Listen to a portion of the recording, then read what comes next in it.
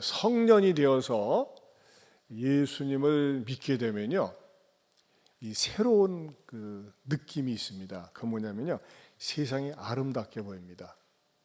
그리고 마음속에 어떤 후회감이 있어요. 그 후회감은 뭐냐면요, 아유, 내가 진정 예수를 믿을 걸 왜 이제서 믿었나. 좋은 후회감이죠. 그런 후회하는 감정이 들고 얼마나 예수 믿는 것이 좋은지 몰라요. 그리고 이것이 정상입니다. 주일이 기다려지고 예배가 기다려지고 말씀 듣는 게 좋습니다. 어저께도 우리 민경로 성도님 간증하셨는데, 이분은 우리 목사님이 저쪽에 아름드리에 살면서 만날 때마다 전도하니까는 피하고 도망가고 주면 내던지고 그랬어요. 요 시간에는 꼭 산에 등산, 미륵산을 가든지 했던 분인데, 이렇게 전도를 받아서 하나님 앞에 예배 드려 나오는데 제가 부담이 됩니다. 주일날 3번 예배 드립니다. 1부, 2부, 3부. 그리고 뭐 수요일날 전토세 모든 공적인 예배 빠지지 않고 얼마나 예배 열심히 하고. 그리고 어저께도 간증할 때 그래요. 왜 이렇게 시간이 빨리 가는지 모르겠다고. 그래요. 이게 원래 정상입니다. 정상. 여러분들은 왜 이렇게 늦게 가지? 그런 분은 없겠지만은, 이렇게 예수님을 믿게 되면요, 굉장히 좋고 감사해요. 근데 좀 문제도 있어요. 뭐냐면요, 나는 이렇게 달라지고 나는 바뀌어졌는데 내 주변 상황은, 내 주변의 환경은 그대로라는 거예요. 나는 이렇게 달라지고 나는 이렇게 좋은데 왜 내 주변 환경은 그대로지? 여전히 있지? 이런 생각과 자꾸 부딪히면서 점점 처음 가졌던 순수한 마음과 뜨거운 마음이 자꾸 약화되거나 희석되어질 수 있다는 것입니다. 왜 그럴까요?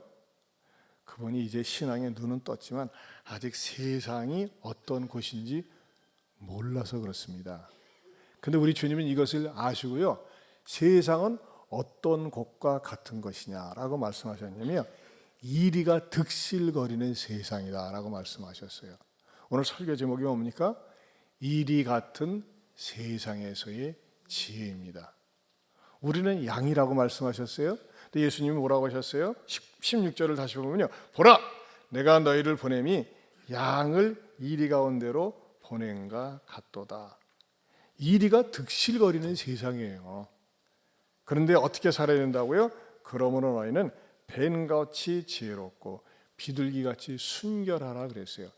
이리하고 뱀하고 비둘기하고 도무지 어울리지 않는 쌍들입니다. 그러나 우리 예수님께서는 비유법으로, 지기법을 통해서 비둘기같이 순결하고 뱀같이 지혜로우라고 그랬어요. 그래서 지난 시간에는 설 명절을 맞이하면서 비둘기같이 지혜로운 삶이 어떤 삶인지 말씀을 드렸고, 오늘은 지난주에 예고해드린 대로 뱀같은 지혜, 이리 같은 세상에서의 지혜가 무엇인지 말씀을 준비했습니다. 먼저 우리 주님께서 무엇을 우리들에게 가르쳐 주십니까? 뱀같이 지혜로우라고 말씀하십니다. 우리 이런 생각이 들어요. 왜 하필이면 뱀인가? 뱀은 암만 생각해도 징그러워요. 그렇죠? 뱀은 한결같이 나쁜 이미지를 가지고 있습니다. 우리가 어떤 사람이 굉장히 인정이 없고 차갑고 냉정한 사람을 갖다가 뭐라고 합니까? 뱀 같은 냉혈동물 같은 사람이라고 그래요. 푸틴 같은 사람, 김정은이 같은 사람, 시진핑 같은 사람, 뱀 같은 냉혈동물입니다. 그렇지 않겠습니까? 그런데요, 성경에서는요, 뱀에 대해서 뭐라고 이렇게 단정하고 있냐면요, 창세기 3장 1절에는 이렇게 말씀하고 있습니다. 같이 읽어보겠습니다.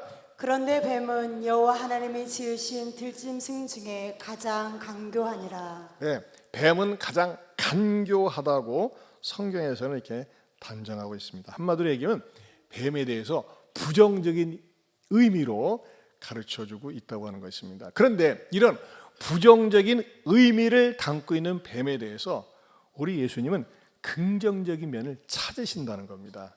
이게 우리 주님의 탁월한 지혜라고 봅니다.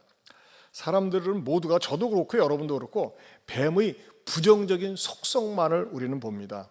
뱀은 간사하고 나쁜 그런 동물로 알고 있죠. 그리고 뱀은 잡아서 처치해야 되고, 한국 사람들이 에덴 동산에 있었다면 뱀을 보자마자 뱀탕 끓여가지고서 오래 살려고 했을 것입니다. 뱀은 말이죠, 이렇게 결코 우리들에게 좋지 않습니다. 그러나 우리 예수님은 뱀에 대해서 이 긍정의 교훈, 뱀 같은 지혜를 가르쳐 주려고 하신다는 것입니다. 여러분, 우리말 사자성어 가운데 선악이 개오사다라는 말이 있습니다. 저는 이 말을 참 좋아합니다. 선과 악이 다 내게 스승이라는 것입니다. 우리는 무엇을 배운다고 할 적에 좋은 일, 좋은 사건, 좋은 사람을 통해서 배우려고 하죠. 그러나 나쁜 일, 악한 일을 통해서도 교훈을 얻는다는 말이 선악이 개오사다, 그런 말입니다. 여러분, 어떤 한 아버지가 있었습니다. 그 아버지는 술 고주망태, 술로 집안을 갖다가 가난하게 만들고 풍비박산을 만들었습니다. 그리고 그 아버지 밑에 두 아들이 있었습니다. 그야말로 늘 술 속에 빠져 살고 술로 집안을 갖다가 패가 망신시킨 그런 집안이었습니다. 근데 큰아들은 역시 지 아빠를 본받아서 열심히 술을 먹고 술 속에 삽니다. 사람들이 그럽니다. 술 좀 그만 먹어. 왜 그렇게 술 취해서 살아? 도대체 왜 그러는 거야? 우리 아버지가 술독에 맞아 살았으니까 그 유전자가 어디 가겠어? 그 애비의 그 아들 아니겠어? 하면서 아버지를 본받아서 나도 술 주정꾼이 되었다고, 그리고 고백하면서 역시 술로 인생을 망치고 있는 것입니다. 그러나 둘째 아들은 술하고는 무관한 삶을 사는 거예요. 사람들이 물어봅니다. 술을 입에 대지도 않고 근처에 가지도 않고 깨끗하고 정갈한 성공적인 삶을 삽니다. 아니, 자네 형은 말이야 술독에 빠져 살고 또 말하는 게 아버지 때문에 술 마시면서 술주정꾼이 되었다고 하는데 자네는 어쩌면 그렇게 술과 관계없는 삶을 사는가? 왜 그러는가? 뭐라고 대답할게요? 아버지 때문입니다. 아버지가 술 먹는 모습을 보면서 징그럽고 저주스러웠답니다. 나는 절대 우리 아버지처럼 살지 않으리라. 우리 아버지와 같은 삶 나는 싫어. 그래가지고 아버지가 그렇게 좋아했던 술을 완전히 멀리하고 근처에 가지도 않았다는 것입니다. 똑같은 한 아버지 밑에서 두 아들이 있었지만 한 아들은 그 아버지의 그 술에 불행한 모습을 보고 그대로 본받아서 불행하게 살았고, 한 아들은 어떻습니까? 거기에서 교훈을 얻고 술을 멀리하며 살았다고 하는 것이죠. 여러분, 그렇습니다. 우리가 인생을 살면서 내 앞에 좋은 사람, 선한 사람만 있으면 너무나 좋죠. 그러나 때로는요, 나쁜 사람, 악한 사람도 있어요. 근데 나쁘거나 악한 시어머니를 닮아갈 수도 있지만 마음속에 나는 저런 모습은 닮아가지 말아야지 하면서 교훈을 얻을 수 있다는 것입니다. 여러분, 우리 주님의 이 모습을 보세요. 뱀이라고 하는 부정적인 모습에서 긍정을 우리 주님은 유추해냅니다. 뭐라고 하시는 거예요? 뱀 같은 지혜를 얻으라 그거예요. 뱀같이 지혜로우라고 말씀하세요. 그러면 뱀같이 지혜로우라고 하는 그 내용은 뭡니까? 내용은 없어요. 그 내용은 누가 하는 겁니까? 설교자가 연구를 하고 해석을 해서 밝혀드리는 것이죠. 그것을 이게 제 몫입니다. 그렇다면 뱀같이 지혜로우라고 하는 그 말씀의 의미는 무엇일까요? 뱀처럼 지혜로워라. 그 말씀의 의미는요, 첫째, 쓸데없는 고통을 자초하지 말아야 한다는 것입니다. 쓸데없는, 쓰잘데없는 고생을 사서하지 말라는 것이죠. 여러분, 뱀은요 일반적으로 이게 평지를 다니지 않습니다. 이 뱀은요, 뱀 자신이 약하다는 것을 압니다. 뱀은요, 사람을 보면 먼저 피합니다. 먼저 공격하려고 하지 않습니다. 이 공격하려고 하는 좀 모자란 놈이지, 일반적으로 뱀은 사람을 보면 먼저 쓱 피하게 되어 있습니다. 그리고 뱀은요, 이 평범한 바닥에서는, 길바닥에서는요, 아무런 힘을 발휘하지 못하고 어쩔 줄을 모른답니다. 그래서 사람들이 뱀을 잡으면요, 딱 대가리를 딱 잡아가지고 길바닥에다 탁 그냥 패대기를 쳐버려가지고서 말이죠, 머리를 누르고 그냥 투덜겨 패고 그러지 않습니까? 뱀 껍질을 벗기고. 죄송합니다. 그렇다는 겁니다. 자, 여기서 교훈이 뭡니까? 여러분, 뱀은 그 자신이 항상 숲풀이나 바위나 그런 장경이 있는 곳을 향해서 막 갑니다. 피해 다니는 거예요, 원래가. 근데 여러분, 여기서 우리가 얻어야 되는 교훈은 뭐냐? 여러분, 우리 사람도 말이죠, 자기가 얘기할 수 있는 고통이 기다리는 곳에 스스로 가는 경우가 있어요. 우리 그런 말이에요. 왜 사서 고생을 하느냐?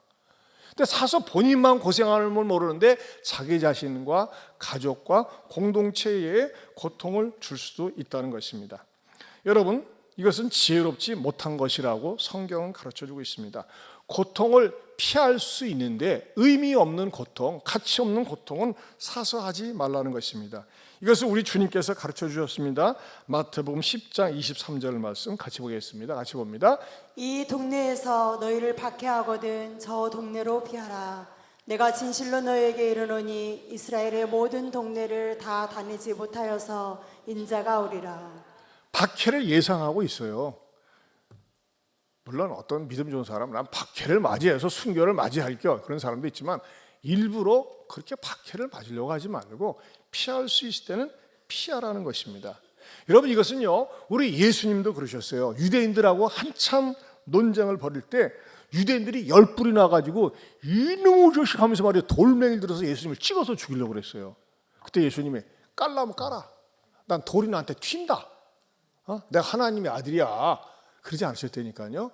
예수님이 비겁하게 행동했어요. 어떻게 해요? 요한복음 8장 59절을 보겠습니다. 같이 봅니다. 저희가 돌을 들어 치려하거늘 예수께서 숨어 성전에서 나가시니라. 여러분, 예수님이 숨었다고 그랬어요. 예수님 옆에 12제자가 있습니다. 어떤 모습이에요? 당당하지 못한 모습입니다. 그렇지 않아요? 돌 맞으면 안 되겠네, 피하자, 이렇게 예수님이 숨었다니까요. 여러분, 예수님답지 못한 모습이에요. 그러나 여러분, 예수님은 왜 피하신 거예요? 왜 숨으신 거예요? 명분 없이 논쟁하다가 돌에 맞아 죽을 필요가 없다는 겁니다. 그러기 위해서 예수님 오신 것이 아니거든요. 여러분, 여기에서 우리에게는 중요한 교훈이 있습니다. 우리는요, 너무나 이 자존심이 세가지고 누가 내 자존심을 건들면은 못 견뎌가지고 막 죽기 살기로 그냥 달부터 싸웁니다. 여러분, 부탁합니다, 당부합니다. 사소한 곳에 목숨 걸지 마세요. 이 우리나라 사람들은요, 일반적으로 혈기가 많습니다. 혈기가 굉장히 다혈질입니다. 특별히 어느 때 참 소위 말하면 개죽음을 당합니까? 누가 말이죠, 차가 막 자기를 갖다가 앞지르거나 뒤에서 빵빵거리면요, 승질 나가지고 딱 세워가지고 너 나와 이 하면서 말이죠, 막 싸우고, 그렇게 싸우다가 지나가는 차에 부딪혀가지고 죽어버리고. 여러분, 이런 사고 굉장히 많아요. 또 우리가 사람들 속에 또 일터 속에 어울려 살다가 내 감정을 건드리거나 나를 자극하거나 막 나를 갖다가 승질나게 하는 일들이 있어요. 근데 욱 하면서 막 말을 쏟아내고 막 다투고 그럴 수 있지 않습니까? 욱하는 감정이 나옵니다. 그러나 여러분에게 제가 처신법을 가르쳐 드립니다. 욱 하고 나면요, 쭉 그러세요. 쭉 하다가 주여. 예? 승질이 나. 그럴 때요, 주여 한마디 하면요, 승질 나던 게 주여 소리 속에 싹 들어갑니다. 자, 우리 한번 실습해 봅시다. 여러분을 누가 건드렸어, 승질이나 그럴 때 막 할 때 어떻게 하라고? 네. 그렇게 조그맣게 하면 되겠어요? 다시 시작. 예, 주여 한마디 하면요, 승질이 주여 속에서 다 그냥 다 날아가 버려요, 그냥. 근데 그러지 못하고 주여가 아니라 죽여. 자기 죽는 거예요. 남 죽여서 살인자 되는 거고. 그 순간을 못 피해 가지고서 고통을 자초하지 말라는 겁니다. 따라서 합시다. 쓸데없는 고통 자초하지 않겠습니다. 이게 뱀을 통해서 주는 첫 번째 지혜라는 것이죠. 두 번째는요, 설화를 피해야 합니다. 설화. 뭐예요? 입에서 나오는 말 때문에 화를 불러들이는 겁니다. 여러분, 모든 동물들은요, 혓바닥이 하나밖에 없어요. 근데 뱀은 두 개 있습니다. 뱀은 혀가 갈라져 있어요. 이렇게. 이 갈라진 혀로 누구한테 가느냐? 눈 감고 드는 사람들한테 가서 확 물 수 있어요. 여러분, 뱀이요, 그 주둥아리로 혓바닥으로 하와를 유혹함으로 말미암아 하나님께 저주를 받아서 혓바닥이 2개가 되었다라고 하는 얘기가 있습니다. 어쨌든지 간에 특이한 거는 뱀은 혀가 2개입니다. 여기에서 우리에게 주는 교훈은 뭡니까? 이 땅에 살면서 말을 잘해야 된다는 겁니다. 말. 우리는 어떤 말을 해야 될까요? 덕스러운 말, 은혜스러운 말. 여러분, 많은 사람들이 그 사람은 생긴 것도 괜찮고 교육도 잘 받고 교양도 있어 보이는데 그 말 때문에, 말 한마디 잘못해가지고 말 때문에 봉변을 당하고 말 때문에 조롱을 당하고 말 때문에 그 사람 주변에 사람이 모이지 않고 말 때문에 사람들이 떠나는 경우가 있어요. 막말을 합니다. 함부로 말합니다. 때로는요, 바른 말이 말대답이고 내 말은 틀린 말이 아니라고 막 말을 하다가 봉변을 당합니다. 대표적으로 누가 그랬습니까? 세례요한이 그랬어요. 세례요한은 예수님보다 6개월 먼저 태어나서 예수님의 길을 평탄케 하는 선지자였습니다. 여러분, 세례요한이 한번 메시지를 전할 때 광야에, 그 사람들도 없는 그 광야에 몰려와 가지고 복음을 듣고 회개하고 세례를 받지 않았습니까? 근데 헤롯 앞에, 세례요한 앞에 누가 있었어요? 헤롯 대왕이 있었어요. 헤롯 대왕이 자기 동생을 처치해버리고 동생의 아내를 갖다 말이죠, 자기 마누라로 삼았어요. 그러니까 세례요한이 견딜 수 없어가지고 왜 왕이 돼가지고 그렇게 불륜을 행하느냐, 왜 이렇게 도덕스럽게 못 사느냐면서 막 공개적으로 책망하고 지적하니까 헤롯 대왕이 견딜 수가 없었어요. 저놈의 새끼 없애버리고 싶은데 없애버릴 수도 없고. 근데 말이죠, 그 헤롯의 아내가 앙심을 품고 있었습니다. 그러던 어느 날 이 헤롯의 딸이 말이죠, 궁중에서 춤을 추는데 얼마나 발리 댄스로 말이죠, 엉덩이 춤을 섹시하게 추는지 이 헤롯 이놈이 말이죠, 멍청해가지고 빨려 들어갔어요. 방울방에 빨려 들어가시. 가지고 야, 너 기똥차게 춤을 잘 추는구나. 네 소원이 뭐냐? 내가 원하는 건 다 주겠다. 근데 딸내미 생각할 적에는 소원이 필요 없어. 공주가 뭐가 필요하겠어요? 돈이 없어요. 명예가 없어요. 근데 필요한 게 없거든. 그러다 보니까 자기 엄마한테 가서 물어봤어요. 엄마, 태양마마께서 소원 원하는 거 말하래. 다 준대. 야, 세례요한은 그 새끼 대가리 잘라가지고 갖고 오라 그랬어요. 머리 잘라가지고 소반에다가. 어떡하겠어요? 왕이 말했으니까. 목을 갖다 딱 잘라가지고 소반에 담겨다가 왕한테 줬어요. 얼마나 잔인하고 악한 여자인지 모릅니다. 근데 왜? 저는요, 무엇을 말씀드리고 싶냐? 세례요한이 꼭 그렇게 말을 했어야 되는가? 원래 왕들은 더럽게 사는 거 아니겠습니까? 지 눈에 맞으면 데려다가 살고, 지 눈에 맞으면 별짓을 다 하는 게 왕인데 굳이 세례요한이 맞서서 얘기해가지고 좀 더 사역을 많이 할 수도 있는데 그렇게 죽음을 당했을까? 그것도 일종의 설악 아니겠어요? 순교라고 하면 순교도 할 수 있지만 너무나도 억울한 죽음이에요. 반면에 여러분, 나단 보세요. 다윗 왕도 불륜을 행했어요. 하지만 나단은 말이죠, 왕이시여, 왕이 돼가지고 어떻게 그렇게 채통머리 없이 사십니까? 더군다나 경건하다고는 왕이, 늘 하나님과 가까이 지낸다는 왕이 회개요! 그렇게 얘기하지 않고, 양이 있었는데 부자가 양을 뺏어가지고, 가난한 자의 양을 뺏어가지고 그걸 먹어 치웠습니다. 어떻게 하면 좋습니까? 하면서 우회적으로 설명을 하면서 천하에 그런 나쁜 놈이 있냐, 잡아 없애라 했을 때 그때 나단이 바로 당신이 그 사람 아니겠습니까? 하면서 그 나단은 우화를 들어서 설명을 하면서 다윗으로 하여금 회개에 이르기까지 했다고 하는 것입니다. 여러분, 우리가 말을 할 때 정말 지혜롭게 말을 해야 됩니다. 전에 말이죠, 어느 장관이 그 막 하마평에 올랐는데 언론에서 뭐라고 얘기하느냐, 말을 참 똑똑하게 잘해요. 그런데 그 친구는 바른 말을 잘하는데 싸가지 없이 잘한다고 그래가지고 미움을 받았어요. 여러분 가운데 그런 분 안 계세요? 나는요, 뒤끝이 없어요. 말을 하자면 뒤끝이 없어요. 당신은 뒤끝이 없이 함부로 말하지만 말을 듣는 사람은 뒤끝이 엄청나게 있습니다. 그거 알아야 돼요. 그러니까 우리가 말이죠, 말을 함부로 해서는 안 돼요. 바른 말이라고 그래가지고서 난 이것을 꼭 지적해야 되겠다, 나는 이것을 지적해야 될 사명을 가지고 태어났다 하면서 말이죠, 지적하는 거, 그 인간관계를 끊어버리고 사람을 멀리하게 만들고 적을 만든다는 것입니다. 여러분, 그런 의미에서 내가 누구에게인가 충고를 하고 싶습니까? 그럼요, 기도를 많이 하고 관계를 잘 쌓은 다음에 해야지 굳이 내가 하나도 안 해도 다른 사람이 알 수 있는데 어떤 사람들이 충고질을 잘하느냐? 기도 많이 한다는 사람이. 내가 기도하면서 당신을 위해서 얼마나 기도 많이 했는지 모르는데 성령님께서 가서 전하라고 했어. 아니에요. 그거 자기 생각이에요. 여러분, 남에게 그 사람의 잘못을 가족이 아닌데 제3자인데 지적하는 것은 관계를 깨트리고 고통을 사사할 수 있다는 겁니다.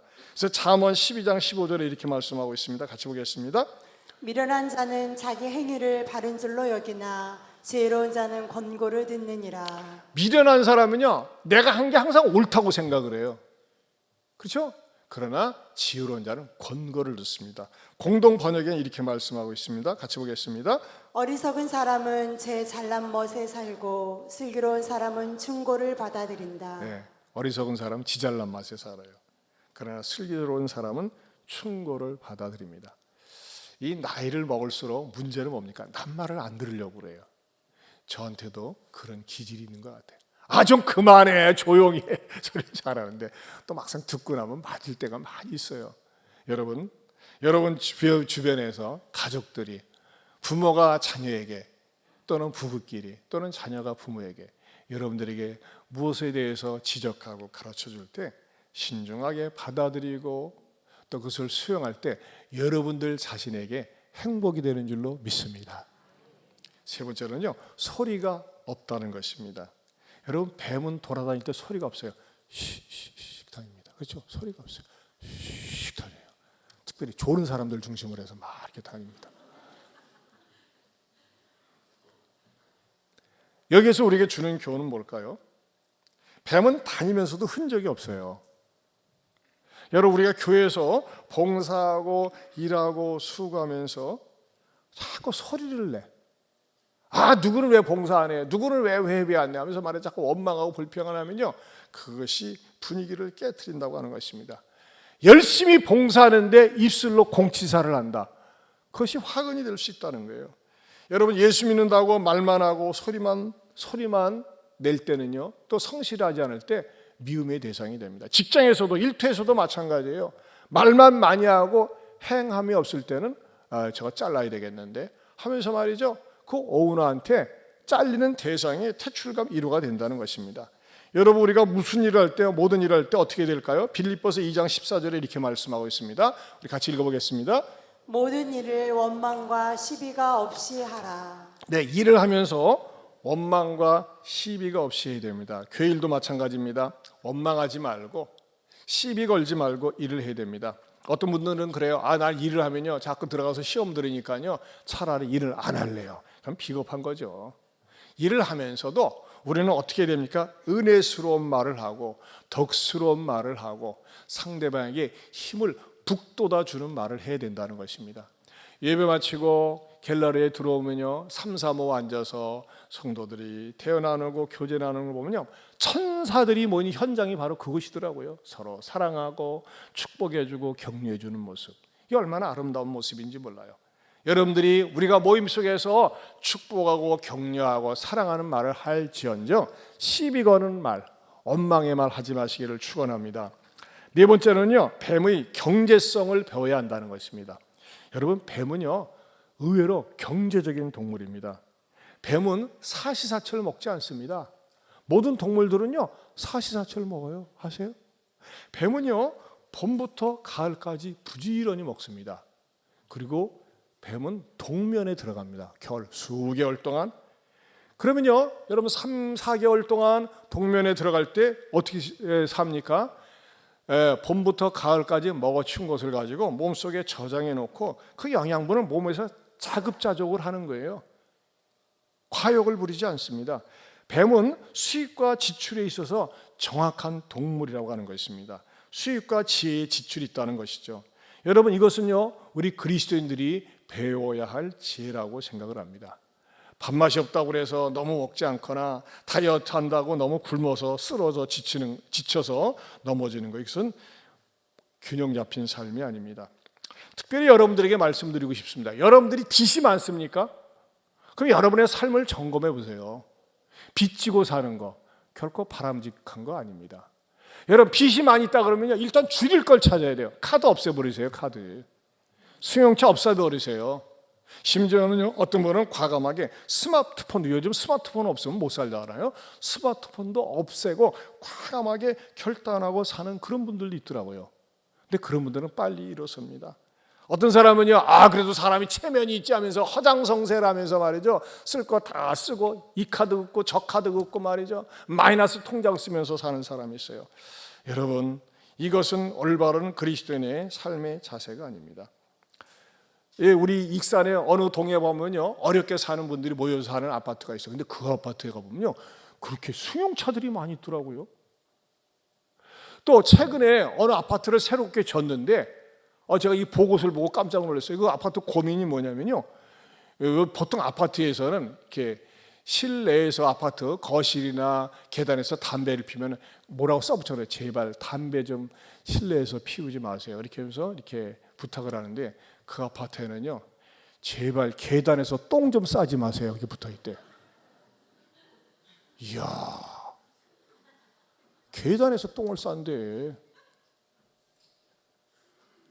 그런 인간 발견하면 똥똥에 그냥 탁 앉혀놔 버려야 돼. 그냥. 왜 그러나 모르겠어요. 무식하고 몰상시켜요. 정말 부끄러운 노릇입니다. 종종 저한테 편지가 옵니다. 편지가 와도요, 이 A4 용지 큰 봉투에다가 옵니다. 내가 편지를 보고서요, 내가 진짜 이런 사람인가, 내가 착각할 뻔했어요. 뭐랬냐면, 세계에서 가장 유명하신 오주환 목사님, 성자 오주환 목사님, 익산에서 존경받는 오주환 목사님. 아닌데 쫙 사연이 있어요.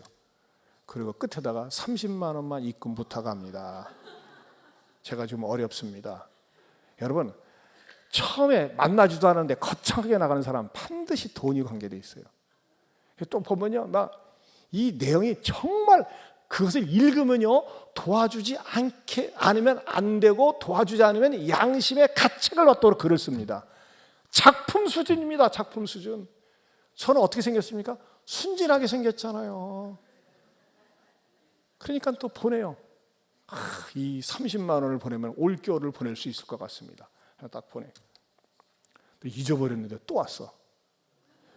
목사님, 대자 대비하신 목사님, 성자 목사님, 구라치고 자빠졌네.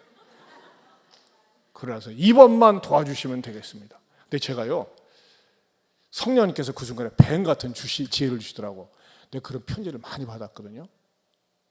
근데 이런 분들 특징이 다 큰 집에서 살면서, 큰 집에서 말이죠, 내가 들으니까요, 거기서 이렇게 막 쓰기 작품 연습을 한대, 이걸. 그래가지고 저한테만 보내는 게 아니에요. 여러분한테 보내면서 그래요. 여러분, 우리 대한민국이 얼마나 좋은 나라입니까? 정말 어려우면 나라에서 기본적인 기초생활비를 지급해 줍니다.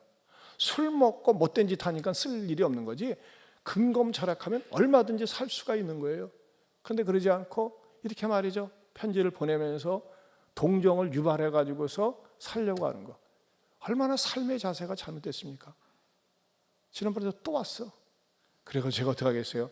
세상에 펜 같은 지혜를 주시더라고. 그래서 제가 말이죠, 그걸 딱 본 다음에 수치 거절, 최고 아저씨한테 그냥 주세요. 그래서 했더니 그 후로 안 오는 거야. 참고하시기 바랍니다. 여러분에게는 뭐 대자 대비하신 뭐 이렇게 연락 안 올 테니까. 여러분, 우리의 삶을 근검 절약하면서 사는 것은 성경적인 삶입니다. 여러분, 절대 다른 사람에게 물질의 그리스도인들끼리 부담을 주지 마세요. 특별히 돈 빌리지 마세요. 돈 빌리지 마세요. 예? 돈 빌리면 어떻게 됩니까? 사람이 거짓말을 하는 게 아니라 돈이 거짓말을 해요. 그러니까 돈을 제때 못 갚으면 돈을 안 갚았기 때문에 그 사람이 싫고, 그 사람이 다니는 교회가 싫고, 하나님도 싫어요. 돈 떼먹은 교인들 때문에 교회 떠나는 사람들 많습니다. 그래서 저는 우리 교회 성도들에게 한 번씩 늘 가르쳐 주잖아요. 김정수 집사님, 크게 돼요. 김정수 집사님, 나 3월 말에 줄 테니까 1,000만 원만 빌려줘. 그럴 때 어떻게 하라고 그랬어요? 크게 얘기해봐. 어떻게 하라고 그랬어요? 우리 이게 신호입니다. 여러분들 돈 빌려달라고 할 적에 뭐라고요? 없는 것도 아니고 있는 것도 아니고 그러면서 빌려줘서는 안 됩니다. 그 말이 따라서 감당할 수 없습니다. 예. 집사님 나한테 천만 원 빌려줄 돈 있어 없어? 있어요. 없어? 미안하네. 내가 줘야 되나 보네. 있어도 뭐예요? 감당할 수 없습니다. 돈 거래하지 마세요. 내가 만약에 상대방이 정말 절박해서 필요할 것 같다면요, 이런 마음으로 빌려주세요. 난 구제비로 처리하겠다. 나는 안 받아도 된다. 그럴 때 빌려주세요. 그러나 저 돈 받아야 되는데, 저 돈 있어야 되는데, 날짜 지켜야 되는데 시험 듭니다. 빌려주지 마세요. 감당할 수 없습니다. 우리 옆에 사람 쳐다보고 감당할 수 없습니다. 뭐에 대해서요? 돈에 대해서는. 그래요, 여러분. 이럴 경우는 있어요. 이럴 경우. 예를 들어서 여전도에 이게 모였는데 회비를 10,000원을 내야 되는데 못 냈어. 집사님 나 10,000원만 빌려줘. 감당할 수 없습니다. 그건 좀 너무한 거고. 그땐 빌려주고, 그러나 악착같이 받아야 돼요. 악착같이 주고. 여러분, 조그만 돈이라도 그리스도인들끼리 거래를 했을 때는 반드시 갚아야 됩니다. 조그만 데부터 신용을 지켜야 돼요. 그렇지 않으면요, 욕을 바가지로 먹고 하나님의 영광을 가리고, 예수 믿는 사람들, 여러분 욕 제일 많이 먹는 것 가운데 하나가 뭡니까?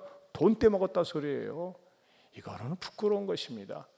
물질이 여러분 상대방으로 하여금 신앙을 손상시키고 하나님을 떠나 살도록 하지 않도록 물질 관리에 있어서 내가 누구에겐가 빌려줄 수 있다. 어떤 마음으로? 구제비다. 안 받아도 된다. 그렇게 말이죠. 하나님 앞에서 그런 마음을 가지고 빌려줄 수 있어요. 그러나 반드시 받아야 된다 할 적에는 말이죠, 그 시험 든다니까요. 그런 부분에 있어서 여러분들이 정말 경제적으로도 물질적으로도 삶의 지혜를 배울 수 있기를 축원합니다. 저는 우리 예안교회 땅을 구입하거나 비전센터를 짓거나 예배당 질 때 그야말로 수백억이 들어간 거예요. 단 한 번도 어느 집사님이 여유가 있으니까는 심지어는 장로님들한테도 융자박교에서 담보대출을 받아본 적이 없습니다. 은혜 받은 대로 헌금하세요. 은혜 받은 대로. 더 더디면 기다렸다가 하고 그렇게 했어요. 지난번에도 우리 새가족 복을 받는데 나 참 이해가 안 가. 그분이 상처를 받고 교회를 나왔는데 목사님이 성도들한테 돈을 자꾸 빌려달라고 그러는데 왜 그럽니까? 없으면 없는 대로 살아야죠. 왜 성도들한테 돈을 빌려달라고 합니까? 그건 잘못된 겁니다. 저는 감사하게도 예안교회를 지면서 말이죠, 예배당 짓고 비전센터 짓고 하는데 단 한 번도 성도들에게 뭐 담보 잡혀주세요, 좀 헌금 어느 정도 헌금해야 되겠습니다, 요청을 해본 적이 없습니다.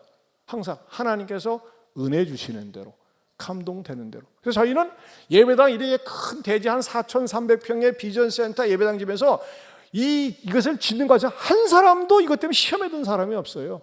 왜? 하나님께서 은혜 주시는 대로, 부어주시는 대로 하기 때문에. 저는 앞으로도 그렇게 할 것입니다. 항상 은혜 받은 대로, 감동되는 대로. 여러분 일도 마찬가지예요. 물질 생활도 마찬가지예요. 여러분 이거 하셔야 돼요. 여러분이 사업을 하는데 무리하게 빚을 내서 사업하는 거 하나님 뜻 아닙니다, 여러분. 그래서 허드슨 테일러가 이런 유명한 말을 했어요. 무리하게 빚을 내고 하는 사업은 하나님 뜻이 아니다 그랬어요. 여러분, 이 빚에 관해서 성경에서 유명한 말씀이 있어요. 잠언 22장 26절에서 27절 말씀 같이 보겠습니다. 같이 봅니다. 너는 사람과 더불어 손을 잡지 말며 남의 빚에 보증을 서지 말라. 만일 갚을 것이 내게 없으면 내 눈 침상도 빼앗길 것이라.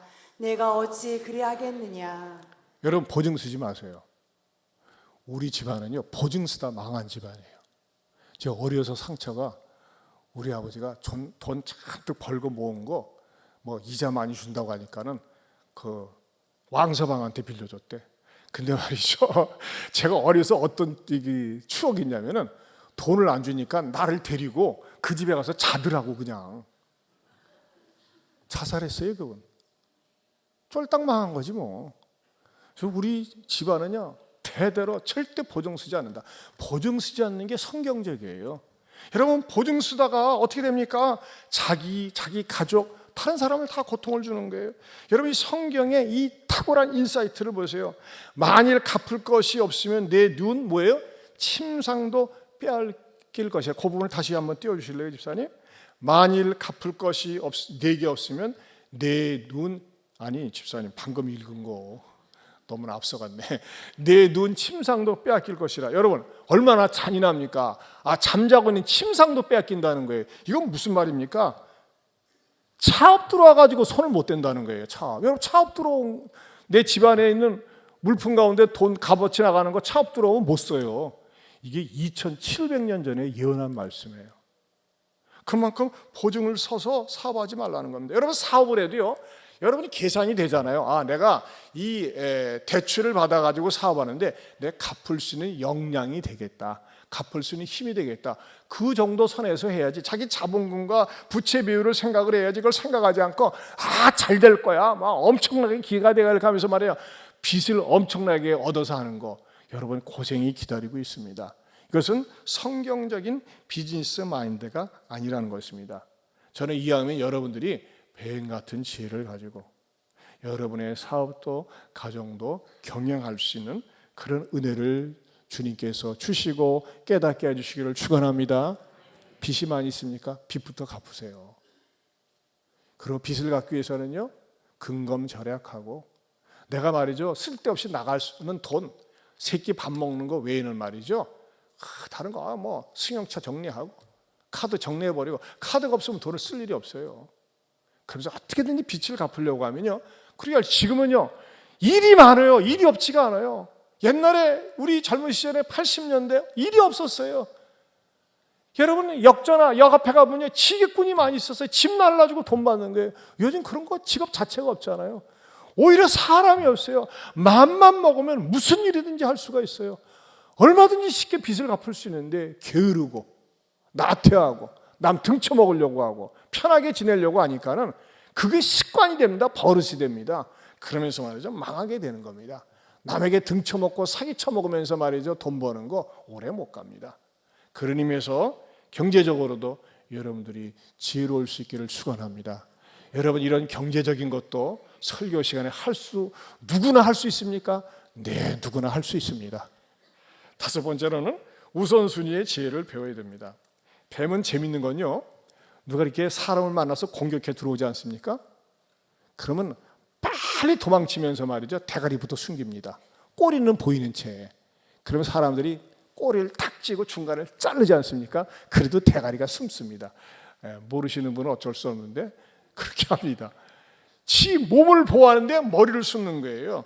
자, 그것은 어떤 지혜를 우리에게 줍니까? 여러분, 이 세상에서 물질 생활이 귀하고 또 내 명예가 소중하고 건강이 소중하지만은 생명보다 소중한 건 없다는 것입니다.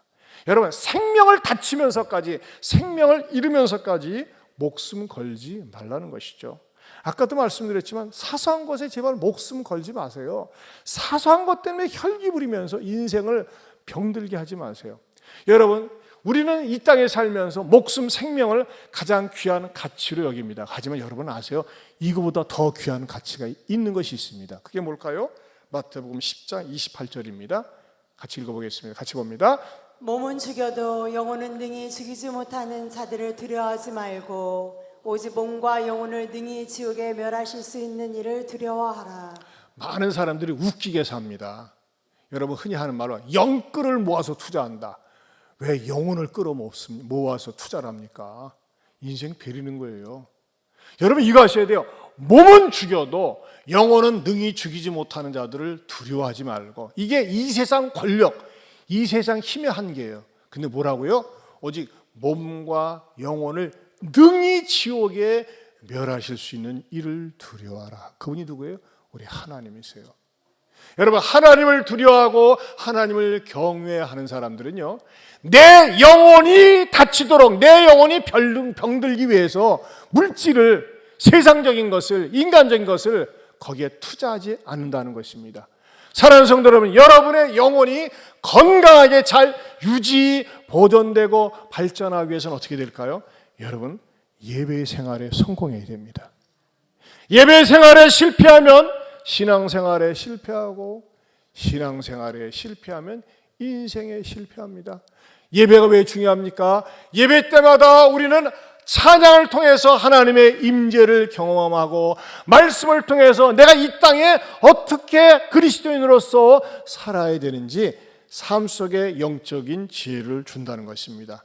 예배 생활에 성공하고 신앙생활에 성공하고 인생에 성공할 수 있는 여러분 될 수 있기를 주님의 이름으로 축원합니다.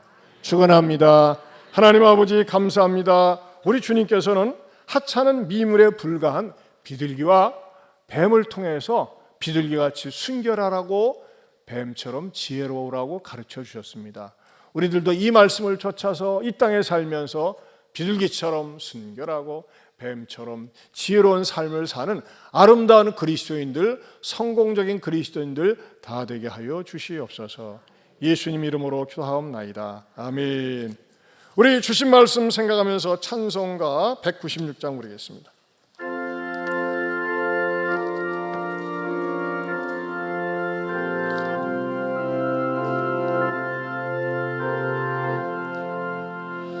성령의 은사를 나에게 채우사 주님의 사랑 본받아 나 살게 하소서. 성령의 나에게 채우사 정결한 마음 가지고 나에게 다 같이 일어서서 3절 4절 부르겠습니다. 성령의 은사를 나에게 더러운 세상 당연을 다 태워주소서. 성령의 은사를 나에게 채우사 영원한 주님 나라에 나 살게 하소서.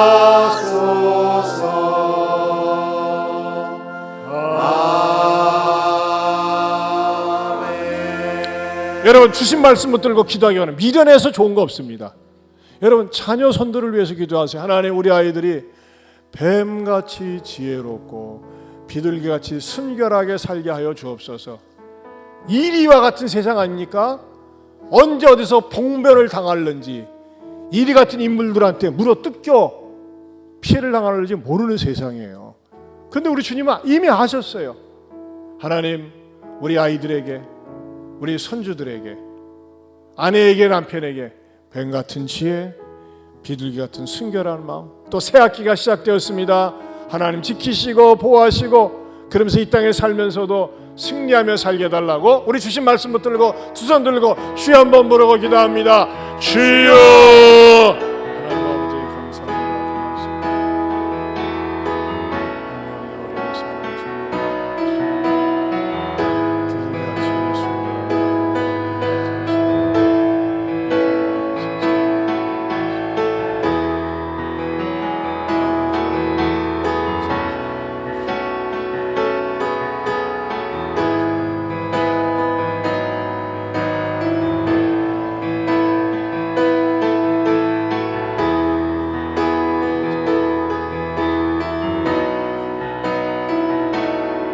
하나님 아버지 세상은 살기가 좋아지는 것 같은데 험하기 짝이 없습니다.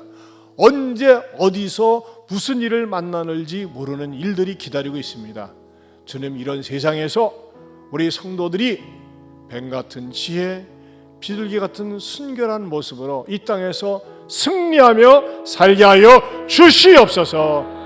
이제는 우리 주 예수 그리스도의 은혜와 하나님 아버지의 변함이 없는 사랑과 성령님의 감화 감동 교통하심의 은혜가 오늘 주신 말씀처럼 뱀같이 지혜롭게 비둘기처럼 순결하게 승리하며 살겠노라고 다짐하는 모든 성도들 위해 영원토록 함께 있을지어다. 아멘.